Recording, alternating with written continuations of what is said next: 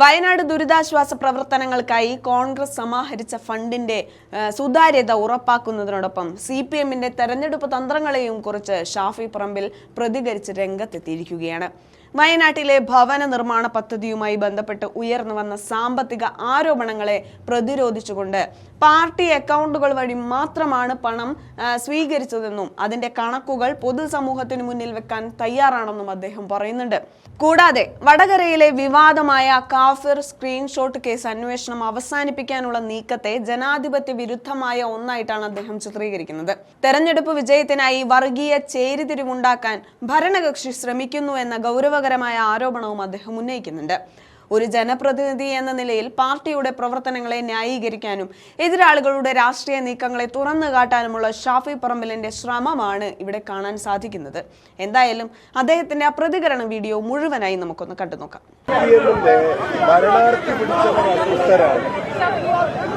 CPM നേതൃത്വത്തിലെ ഭരണാർത്ഥിക്കാർ അവർ അസ്വസ്ഥരാണ്.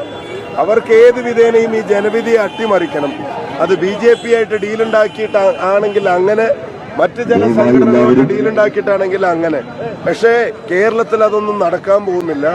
UDFന്റെ deal ജനങ്ങളുമായിട്ടാണ്. ജനങ്ങൾ നയിക്കുകയും ജയിക്കുകയും ചെയ്യുന്ന തെരഞ്ഞെടുപ്പായിരിക്കും. ഒരക്രമം കൊണ്ടും അതിനെ മറികടക്കാൻ കഴിയില്ല. തരൂരിനെ പോലെ ഒരാളൊക്കെ നമുക്ക് എല്ലാവർക്കും അറിയാം. A complete statesman. അദ്ദേഹത്തിന്റെ പൊളിറ്റിക്സും രാഷ്ട്രീയവും ഒക്കെ നയങ്ങളും പരിപാടികളും അല്ലാതെ വേറൊരു തരത്തിലുള്ള പൊളിറ്റിക്കൽ ഫൈറ്റിനും പോകുന്ന ഒരാളല്ലത്. അപ്പൊ അത് അവരുടെ അസ്വസ്ഥതയാണ്. അത് പരാജയത്തിന്റെ തികഞ്ഞ സൂചനയാണ്.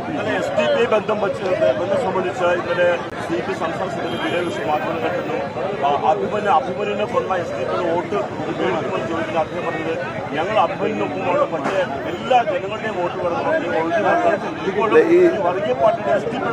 ഞാൻ പറയുന്നത് ഡെസ്പറേറ്റ് ആണ്. ഭരണമില്ലാതെ ജീവിക്കാൻ കഴിയില്ല എന്നുള്ള അവസ്ഥയിലേക്ക് ചിന്തിക്കുക. എന്ത് ചെയ്തിട്ടാണെങ്കിലും എങ്ങനെയെങ്കിലും ഭരണം കിട്ടുമെന്നുള്ളത് നോക്കുക. അഭിമന്യുവിനോട് രക്തസാക്ഷിത്വത്തോട് എന്തെങ്കിലും കൂറുള്ളവർ അങ്ങനെയല്ലല്ലോ പറയാ. ഇത്തരം ചാപ്പകളൊക്കെ ഞങ്ങളുടെയൊക്കെ മേലെ വലിയ തോതിൽ കുത്താൻ ശ്രമിച്ചവരാ. അപ്പൊ അതൊക്കെ തിരിച്ചടിയാവുകയാണ്. ഞാൻ പറയുന്നു, അതൊക്കെ നേതാക്കന്മാർ തമ്മിലുള്ള ഡീലാണ്. പക്ഷെ ജനങ്ങളുടെ ഡീല് UDFുമായിട്ടാണ്. വയനാട് സംബന്ധിച്ചിട്ട് ഇപ്പോൾ ഉയരുന്ന രണ്ട് ചോദ്യങ്ങളാണ്. ഒന്ന്, കോൺഗ്രസ് പിരിച്ച പണം എവിടെ? മറ്റൊന്ന്, ഏത് അക്കൗണ്ടിലാണ്? ഇത് എന്തുകൊണ്ടാണ് നേതാക്കൾ വ്യക്തമാക്കാൻ തയ്യാറാകുന്നത്? അതിന് ഇത്ര വ്യക്തമാക്കാൻ ഒരു പ്രയാസവും ഇല്ല. കോൺഗ്രസ് പിരിച്ച പണം KPCCയുടെ അക്കൗണ്ടുകളിലൂടെയാണ് വന്നത്. ഞങ്ങൾ അക്കൗണ്ടിലൂടെ അല്ലാതെ പണം പിരിച്ചിട്ടില്ല. അപ്പൊ അതിന്റെ കൃത്യമായിട്ടുള്ള ഡീറ്റെയിൽസ്, അക്കൗണ്ട് സ്റ്റേറ്റ്മെന്റ് ഉൾപ്പെടെ മാധ്യമങ്ങളുടെ മുമ്പിൽ, ജനങ്ങളുടെ മുമ്പിൽ പാർട്ടി ആലോചിച്ച് വെക്കാൻ തയ്യാറാണ്. രണ്ട്, ഞങ്ങൾക്ക് അതിന്റെ ലാൻഡ് പർച്ചേസ് ഉൾപ്പെടെയുള്ള ഡീലിലേക്കാണ് അത് പോകുന്നത്. ആ കാര്യത്തിൽ ഒരുപക്ഷെ ഞങ്ങൾ പിരിച്ച പണത്തേക്കാൾ കൂടുതൽ ചെലവ് അത്തരം കാര്യങ്ങൾക്ക് വേണ്ടി വന്നിട്ടുണ്ട്. അപ്പൊ അതിന് ACC സപ്പോർട്ടും KPCCയുടെ നിലവിലുള്ള ഫണ്ട് കൂടെ അതിനകത്ത് ഉപയോഗിക്കുക.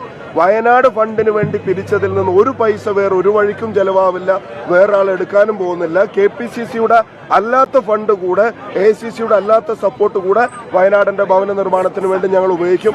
അതിന്റെ കണക്കുകൂടെ നിങ്ങൾക്ക് തരും.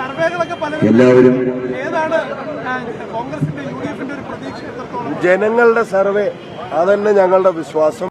കഴിഞ്ഞ പാർലമെന്റ് തെരഞ്ഞെടുപ്പിലൊക്കെ ഞങ്ങൾ പറഞ്ഞതാണ്, ലോക്കൽ ബോഡിയിൽ ഞങ്ങൾ പറഞ്ഞതാണ്, ഉപതെരഞ്ഞെടുപ്പുകളിൽ ഞങ്ങൾ പറഞ്ഞതാണ്.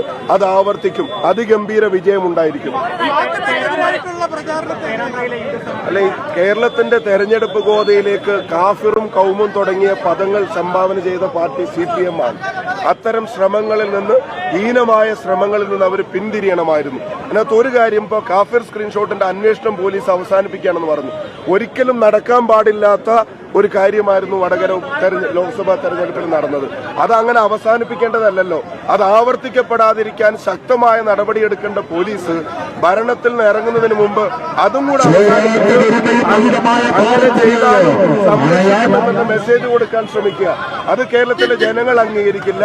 വടകരയിലും പേരാമ്പ്രയിലും മാത്രമല്ല, കേരളത്തിൽ ഒന്നാകെയുള്ള ജനങ്ങൾ, CPMന്റെ നല്ല സഖാക്കൾ പോലും ഈ വിഭാഗീയ ശ്രമങ്ങളെ പിന്തുണയ്ക്കുന്നു.